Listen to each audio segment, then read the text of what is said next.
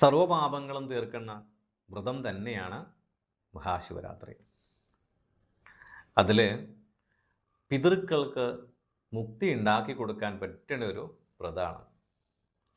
ഏതെങ്കിലും കാലഘട്ടത്തിൽ പിതൃബലി മുടങ്ങിപ്പോയിട്ടുണ്ടെങ്കിൽ, അതുപോലെ പിതൃക്കൾക്കുള്ള കർമ്മങ്ങളെല്ലാം മുടങ്ങിപ്പോയിട്ടുണ്ടെങ്കിൽ, ഈ ശിവരാത്രിക്ക് നമ്മൾ വ്രതാനുഷ്ഠാനം നടത്തി പിതൃബലി നടത്തിയാൽ അതിന് പൂർണ്ണമായിട്ടുള്ള പരിഹാരമുണ്ട് എന്നതാണ് പൂർവീകന്മാർ പറയുന്നത്. അത് മാത്രമല്ല, അനുഭവം അങ്ങനെ തന്നെയാണ് കേട്ടോ.